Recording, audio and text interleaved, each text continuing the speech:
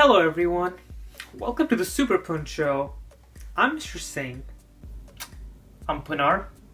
And today we will talk about New Year's resolutions and why you have already failed at them.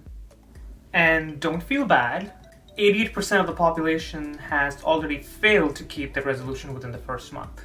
But why is that such a big number? Well, the human mind is a big thing too. So let's discuss the history of resolutions. Why does there have to be a history of everything? Can't resolutions just be resolutions? No. So resolutions date all the way back to 153 BC in Rome. The Romans believed that their mythical god Janus had two heads, and at the end of each year he would look forward with one head and back with the other head. Janus. That sounds like January.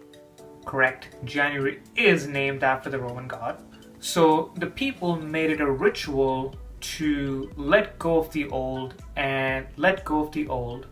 past and look forward to the future at the end of each year to honor their god. So now let's look into what types of resolutions people make and why it is so difficult to keep them. It's exciting, it's motivating, we're setting new goals. Yes, I absolutely love it. I love making at least 10 resolutions every January 1st, and then I become super after that. You realize you failed all of your resolutions, right? Wait, I have? Because you took on so many of them. Here are some examples of resolutions that other humans make. They will work out 5 times a week. They will quit smoking and they will quit alcohol. They will save $500 a month for the rest of the year. All those sound awesome! Why wouldn't you do it? Yes, they absolutely sound awesome, but here's the mistake that people make. They pick too many of these resolutions without realizing that achieving each one is like climbing a mountain. Then why is it so hard to complete it? Because breaking the existing patterns of the mind is one of the hardest things to do. And all of the above things that were mentioned don't coincide with your existing mental pattern. It will take all of your focus and dedication to accomplish one of these goals, let alone all of them. When you take on too many things, nothing gets done. Actually, it is really hard to do just one thing right. And because all the previous things don't coincide with your existing patterns, you are effectively changing your habits. Okay, how do I change my habits? I need to become super. Psychologists say that it could take up to 21 days with consistent effort and focus to develop a new habit. And as you try to change your habits, your old ways will do their best to stop you from moving forward. So it's best to pick just one thing until it becomes second nature to you, and then you may move on to the next. Wow, I'm ready to accomplish everything now. Not so fast. The second cause of failure of not keeping resolutions is you become really specific. AKA, I will run 5 times a week. That's a very lofty goal considering your current rate is 0 times. And let's be real, life doesn't operate according to our own schedule. Things come up, rhythms fall off, and people may start off with 5 times a week, but that goes down to 3 times a week, and then it goes down to once a week, and then people get demotivated that I'm not accomplishing what I said to accomplish, and then they fully dissolve what they were trying to do.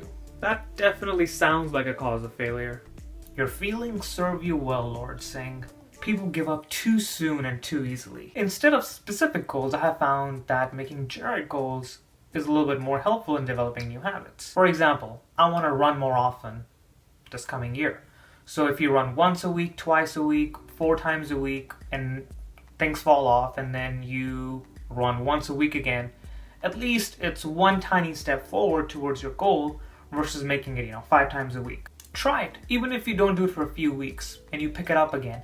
At least on some level you know that you're maintaining your resolution because your goal is to run more often, and as that becomes part of your rhythm, you can actually, without much stress, try and increase the frequency to more times because it's now part of your rhythm. Yes, sir! One additional thing I found that helps me is to keep a friend that keeps me accountable. Sure, if you know of a friend who's disciplined enough and cares about you. I definitely do. We usually create a system that in which we both hold each other accountable. Each week we check in with each other to make sure we're on our goals and on our tasks. And sometimes the weeks slip off, we're not able to be in touch, but then we regroup and make sure there is slow but steady progress. Peer pressure helps. Sure, and there's always more than one way to achieve a goal. To each his or her own. So people, try making generic goals and stick with one goal a month. I will eat healthier. I will work out more. I will spend less on things I don't need to. And let the slow and steady rhythm help you determine what the exact number of that would be in the future. Write it down somewhere so you can incorporate that in your flow slowly over time. I would feel pretty good about myself if I did that. I still work better with specifics, but I do get your point. So what are your New Year's resolutions, and which ones have you already failed? Please tell us.